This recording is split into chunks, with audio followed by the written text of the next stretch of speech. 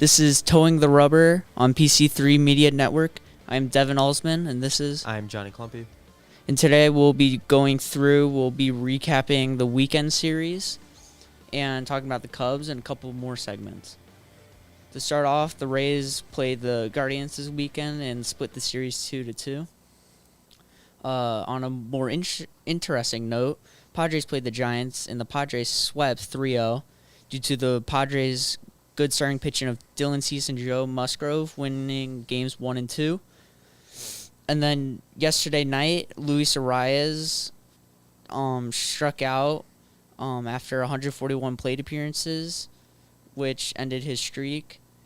And Game 3 ended with him going 2 and 4. And then the Rangers and the Mariners played this weekend. The Mariners swept the series in dominant fashion, winning the series 3-0. And the Dodgers played in Atlanta, a key matchup of two teams fighting for playoff spots. A very eventful series. So on Friday night, Spencer Schwellenbach has a good start for Atlanta, giving Atlanta 6 innings and 6 strikeouts and only 2 earned runs as he got help from the offense. Gio Urshela and Jorge Soler both hit 2 home runs in the 6-2 Braves Game 1 win. Chris Sale continued to dominate with 6 innings and only 1 run as he leads the NL for the Triple Crown categories, and the Braves offense exploded for a 10-1 win in Game 2. Walker Buehler for LA was shut down on Sunday Night Baseball with 6 innings and 1 earned for LA. And Charlie Morton in Atlanta did the exact same thing, but the Braves bullpen imploded, allowing 7 to score in the 9th, and the Dodgers won 9-2. And then last night, the series finished up on a Monday. The Braves bullpen imploded again, allowing 6 runs in the 7th, leading to a 9-0 Dodgers win. The Orioles and Tigers played. The Tigers won the series 2-1. Tigers almost no-hit the struggling O's with just a hit in the 9th with 2 outs with Gunnar Henderson's triple. Brant Herter was the one leading the no-hitter with 8 strikeouts in 5.2 innings with 1 walk. Corbin Burns leads the O's to their only win with 7 innings pitched and 7 Ks. In Game 3, Riley Green hits 2 homers to lead the Tigers to a series win. And then 2 more teams fighting for playoff spots in the NL. The Brewers and the Diamondbacks played a very eventful series with a lot of offense. In Game 1, Freddie Peralta shined with 6 innings and 1 earned run in the Brewers' 2-1 game win, but then the offense exploded in Game 2 and Game 3. Willie Adames homered twice and had 5 RBIs, along with 4 total home runs from the Brewers in Game 2, leading to a 15-8 Brewers win, which also led them to win the series. But then in Game 3, it was a shootout, finishing with an 11-10 Diamondbacks win in 10 innings. Eugenio Suarez and Pavin Smith combined for 6 RBIs, with Eugenio Suarez hitting a walk-off single in the 10th inning. And the Astros and Angels played. The Astros dominated. The Angels aren't great. So, as expected. The White Sox, though, won a series. For the first time, they won 2 consecutive games since June. Good for them, but they played the Athletics. We didn't really care about it. So, good for the White Sox, but not that important of a series. Cubs are better. Well, okay, everybody's better. And then the Marlins and the Nationals, the two teams struggling in the NL East, played a series, and the Nationals swept 3-0. And then the most famous rivalry in all of sports, maybe, the Red Sox and the Yankees played at Yankee Stadium this weekend, with the Yankees taking the series 3-1. In Game 1, Juan Soto hit a walk-off single to win the game 2-1 in the 10th inning. Aaron Judge broke his 16-game homerless streak since his appearance on the Paw Patrol spinoff show, and he hit a go-ahead grand slam in the 7th inning, which won the game for the Yankees. In Game 3, Garrett Cole got rocked, allowing 7 runs in only 4 and 3rd innings, with the Red Sox taking Game 3 7-1. And then after getting thrown at in Game 3, Aaron Judge hit a 445-foot homer in the 5-3 Game 4 win for the Yankees to close the series. And the Reds and the Twins played an uneventful series, with the Twins winning 2-1. Mets were at the Philly Stadium. Phillies won 2 out of 3 games. In Game 1, Aaron Nola got rocked for 6 earned runs over 5 and 3rd innings, but 7 strikeouts like he normally does. He always gets those strikeouts. In Game 2, Harper hits 2 homers off Luis Severino to lead the Phillies to a win. In Game 3, it came down to the 9th inning with Edwin Diaz trying to take it to the 10th, but Nicholas Castellanos gets on to steal second. But Bryce Harper and Alec Boehm strike out to have 2 outs in the 9th inning, but JT Realmuto comes up and is able to walk it off. Cardinals and Blue Jays played. Blue Jays win 2 out of 3. Cubs and Rockies played. Rockies win 2 out of 3. Now we'll go ahead and talk about the Cubs. Yesterday they played the Oakland A's. Played very well. They were able to win. The guys who haven't been contributing, Dansby hit well again, and Shota was great. Six innings, 11 strikeouts, 2 earned is amazing. Career high. It was his career high in strikeouts. That's exactly what they want from Shota. But for whatever reason, the offense, when we don't need the offense to score 9 runs, they score 9 runs. But when we do need them to score 9 runs, they can't do it. So the Cubs are at Wrigley right now playing the A's. And I have some interesting splits for all 9 of the players from yesterday's game. Okay. For home and away. Okay. And I'll make it quick, but two out of the 9 players, two out of the 9 have better home than away splits. The other 7 do better away. That makes sense. I mean, Wrigley's been like the hardest place to hit in baseball this season.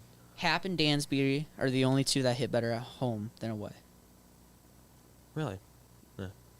And some of the biggest differences is Bellinger is hitting 281, 348, and 450 away compared to 252, 310, and 422 home.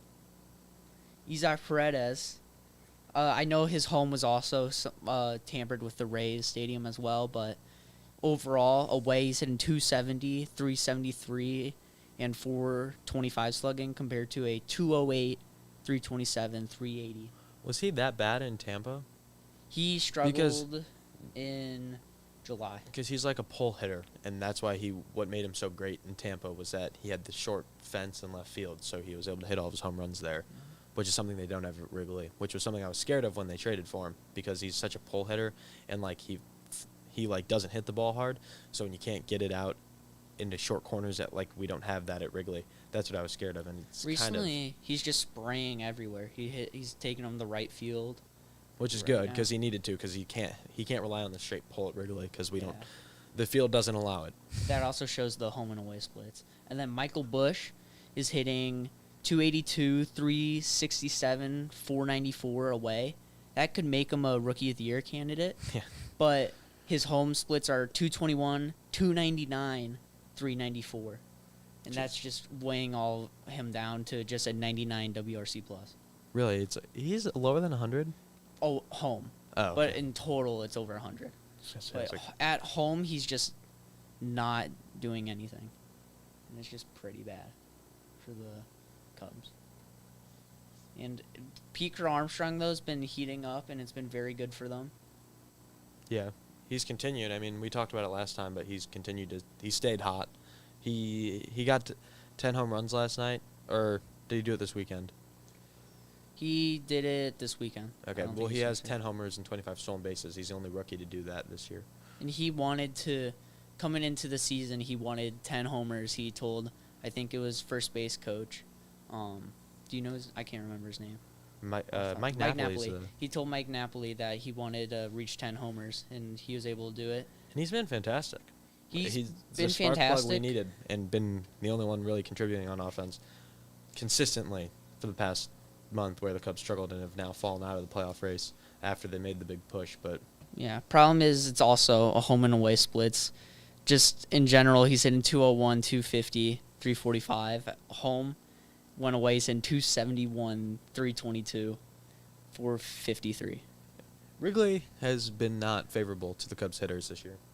It's been cold, I think, whenever they're here. So yeah, it is really weird because like they played the Pirates series where they lost the Pirates and it was like 50 degrees, and then like the next days it ended up being 90 for whatever reason. Yeah, it just has not been good for the Cubs this year at Wrigley. I wonder what the pitching statistics are, because it's definitely helped our pitchers when the other. Well, that was the weird thing in the Pirates series. Our pitchers couldn't pitch at home, but our hitters couldn't hit. It was just weird. Just nothing was going. I think Pittsburgh, they don't have any like crazy power bats. They just hit the ball. Yeah. especially Zainer Connor Falefa. IKF, yeah. He just hits the ball around. And we can now go to postseason brackets that I don't have the Cubs being in. No, they weren't in my original prediction 4 weeks ago, but 3-4 weeks ago. And speaking of our postseason brackets, I have couple. I can talk about who I have for the NL. okay. In my 6th seed, I have the Mets. My 5 seed, I have the Arizona Diamondbacks, who I think will hold their second wild card spot. And I think the Dodgers will move into the top wild card spot. That's what you said. You said the Padres are going to win. I think the Padres will win. I think the Diamondbacks will be able to hold their wild card. And I think the Braves will fall to the Mets. That's what I said with the.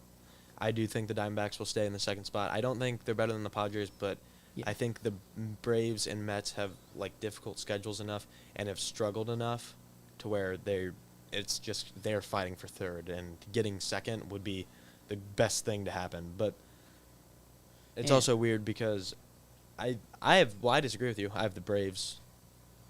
Well, did you finish your top 3 seeds? I have my 3. I said my wild cards: Oh. Diamondbacks, Mets, and Finish Dodgers. your NL playoff teams.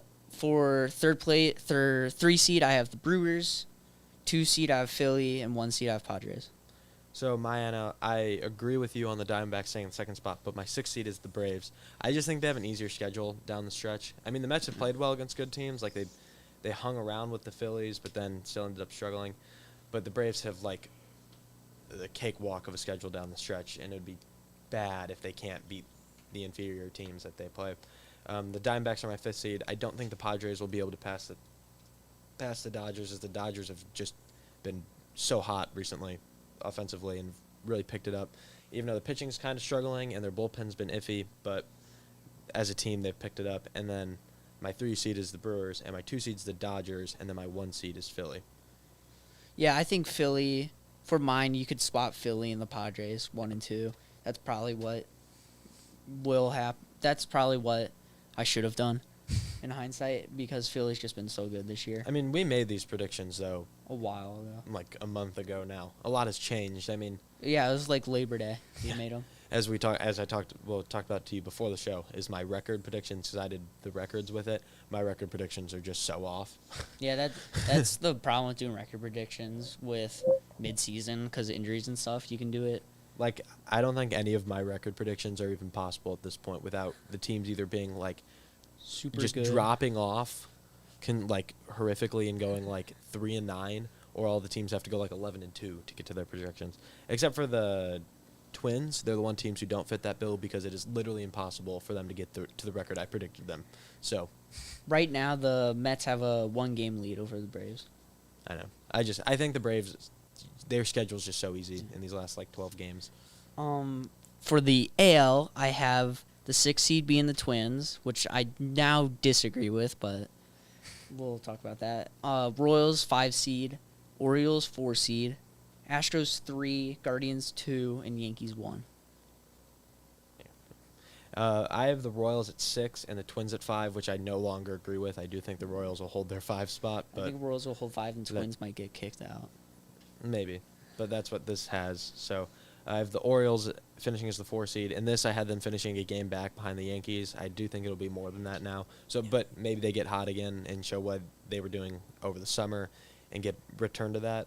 So then maybe they do tighten the race. And it's Orioles and Yankees, I think, play next week. They play again. So I think I had the Yankees winning that series, and then that's the difference maker in the race. And then the Astros will win the AL West, because the Mariners continue to struggle. They're kind of back now, but it's out of reach at this point. And then the Yankees finishing as a 2 seed, and the Guardians finishing as a 1 seed, which is still possible, but I do think the Yankees will hold on to the 1 seed. But this is what I have. So it is what I will be using when we make our postseason So prediction. for the first round, I'll talk about my first round. I have the Astros versus Twins, and I have Astros winning. Orioles and Royals, I have the Royals taking it over the O's. I think the O's pitching has just struggled way too much. I have Dodgers versus Diamondbacks. And when I made these predictions, Tyler Glasnow was projected to be back, and Kershaw was healthy still. So I had the Dodgers winning. Don't know about that anymore. And I have Brewers versus Mets, and I have the Brewers winning. So for mine, I have the Astros and Royals playing in one of the AL wildcard series. I do think the Royals are going to win that. I was harsh on the Royals pitching when I made the original prediction, but they've really stepped up. And I think I was just like, I was kind of forgetting all the talent they had with Seth Lugo and Cole Reagans and all them. I think I was just kind of undermining how much talent they actually have on the pitching staff. So I do think the Royals would take that wild card series, and then the Orioles and the Twins played, which I don't think the Twins will be the 5 seed. And the Orioles, if they get matched up with the Twins, I just think would dominate and win 2-0 and without any struggle, especially this year, getting another year of playoff experience under everybody's belt. I think the Orioles would take that one and advance to the division series. Then the Brewers and the Braves would play in the NL. I think the Brewers can get it done. The offense is hitting for like the first time in forever. The Brewers have like a good offense, which is surprising because usually it's like Compared to their pitching. it's usually been like Burns, Woodruff, Peralta carry you through the regular season, and then they kind of fall off in the playoffs and they end up losing. But I do think the pitching can string it together for games and take the series against the Braves. Maybe if it's the Mets that get in, but I have it as the Braves, and I think they'll be the Braves. I don't know if they can beat Chris Sale, so I'd probably say that the Brewers only win the series 2-1, and it's not a sweep because I think Chris Sale will win you a game with how good he is. But the rest of the Braves pitching staff and their bullpen that we saw this weekend just is completely just struggling. There's like not a really. Yeah, Iglesias let up his first earned run in like a month. He's been great, but like if you're not, they can't even get to closing situations. Yep. So it's like, It doesn't matter. what's the point? And then the Padres and the Diamondbacks would play, and maybe it's biased, but I would have the Padres beating the Diamondbacks, and it would be a close series, but I do think the Padres would win and move on. Yeah, these two jerseys behind me, the Tatis one's also is Johnny's. It is. So that's the bias he's talking about. Fun player to watch. I have the Guardians versus Astros. I have the Guardians beating the Astros because at the time I didn't think the Astros starting pitching was great, but now they've, in the last month, kind of shown they can pitch. But I'll just stick with what I have. I have the Guardians winning. Between the Yankees and Royals, I have the Royals winning. And then Dodgers and Padres, I have the Padres beating the Dodgers because it seems like the Padres always come out on top Well, against the Dodgers. they didn't in the early 2020s, but the last time they met in the postseason, they did. But that was with Josh Hader as It was well. Josh Hader. But was. Robert Suarez is great, so Yeah, and then I have Philly versus the Brewers. I have Philly winning, and I feel pretty good about this Phillies team. I do too. I had them as 1 seed. They're going to be great. So I should have had them as the 1 seed. for my AL predictions, I would have the Guardians versus the Orioles. And this is where I think the Guardians' lack of just elite talent on the pitching staff. They have a lot of great pitchers who have pitched really well, but when it's going to be a probably high-scoring series. Yeah, and I think I trust the Orioles' offense more in a 5-game set more than I trust the Guardians' offense. Even though J. Ram is great, Josh Naylor is great, then when you get to the lower part of the lineup, like Stephen Kwan's kind of fell off a cliff. Yeah, the problem is both these pitching staffs are mid except Corbin Burns. And I think Corbin Burns, if they can get him to pitch twice, if it goes to 5. Only problem is O's are a wild card team, and Burns will have to pitch then, which will make it Depends hard. how much they get off, though. Yeah, 'cause Burns could pitch like game 2 and game 5 if it goes to that. and I think if they can get him to pitch twice, I think that would give them the series. So I would have the Orioles beating the Guardians, and then my next series would be the Yankees and the Royals. Mhm. I was harsh on the Royals, and I think this is where the offense lets up because it's just not. The Yankees just won a series last week against the Royals, and I do think the Royals offense struggles on the road more than they do at home. So when you play at Yankee Stadium for 3 games, and where the Yankees offense can take off, I do think the Yankees would win this series.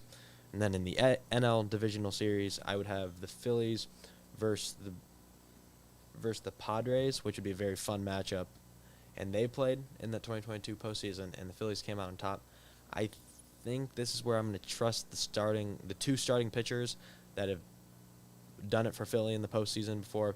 I think I would take Philly in 5 probably in 5 games. I think the Padres offense is good enough And the pitching. to win multiple games. The pitching is good, but I think having Wheeler and Nola is the difference over Cease. Cease has been great, but Cease, even Musgrove. the last month, Cease has kind of struggled, and Musgrove has also just not been himself this year. So I think the Phillies would win that. And then the Dodgers and the Brewers would play. The Dodgers, their starting rotation is just depleted as it gets. And, they have, 3 starting rotations just on their IL. Is how many much. arms are hurt. But I don't know if the Brewers' offense is great enough to overcome what the Dodgers' offense can do. So I would have the Dodgers winning that series. So it would be Philly and LA in the championship series in the NL, and then the AL championship series would be the Yankees against the Orioles. Yeah, I have the Royals being the Yankees as well because Aaron Judge has not been good in the postseason in his career so far. That's true. So I don't know if he'll come to play. I know Soto can play in the postseason though. He did for 2019. I think that helps the Yankees a lot is having Juan Soto as another elite bat in the lineup who has shown himself in postseason. Because Aaron Judge is obviously great. But Judge is the captain. But what year is he going to step it up, or is he just going to struggle in the playoffs his whole career? That's the thing. Because the farther you get into the postseason, I feel like the more he struggles. Did the Yankees? Why am I forgetting if they made the playoffs last year? They did. No, they didn't. They went 81-81. Yeah, because Judge missed a bunch of time. Judge missed a bunch of time, and we're forgetting to. We also forgot to mention Shohei Ohtani's going to play in the postseason this year. Pitch or play? Oh, play. Yeah. He was on the Angels. It'll be interesting to see how that. I think he'll be great. I mean, and he might pitch. There's rumors he might pitch. I don't think they will, unless it's the World Series. They kind of need, but they need him too. That is fair. They need him. I have the Guardians versus the Royals, and I have the Royals going to the World Series. Yankees versus the Royals. No, for my bracket. I thought you. Oh yeah. I have the Guardians versus Royals, and I have the Royals making it to the World Series. Bobby Witt Jr. is going, and Salvador Perez have been carrying this team, and they will keep carrying this team on their back. And then Phillies versus Padres. I have Philly winning the series. You had Phillies versus Padres in the last round. I have them this round, and I think Philly will be in the World Series again. So my ALCS would be the Yankees and the Orioles. And I don't even know where to go with this one because I feel like it has to be the Yankees if they're going to play the Orioles. I don't trust the Orioles pitching staff in a 7-game series as much as I do in a 5-game series. And the offense can be great for the Orioles, but it has just struggled, and it keeps getting worse. I think the big tell for how I would predict this series will be the Yankees-Orioles series next week or this week. Yeah. And that would be oh, okay, now I can easier make this prediction because we haven't seen them since July, and a lot has changed since July. So if it was Yankees Orioles, I think I'll have the Yankees winning, and then in the NL, Phillies Dodgers. It's weird because I don't think a 1 and a 2 seed I don't think have played, but I think it's just the way the matchups worked. I have the Phillies and Dodgers. I think Phillies would win. The Dodgers pitching staff, as we talked about, is just depleted, and the Phillies offense will attack that with more pitching than I think the other teams that the Dodgers would play can. Yeah, the Phillies 3 and 4 as well have been great. They just don't have a 5, but you don't need a 5 in the postseason. Yeah, so then my World Series would be the Yankees versus the Phillies, which feels so chalk and so weird. I went unique and have the Royals compared to your just Yankees win everything. Is crazy. Yeah, it's not biased. I hate the Yankees. I don't like the Yankees either. I have the Royals versus Phillies playing. I do not know. I didn't project how the series will go. I'm not projecting a sweep. I'm not going to project any of that. I have the Phillies winning the World Series.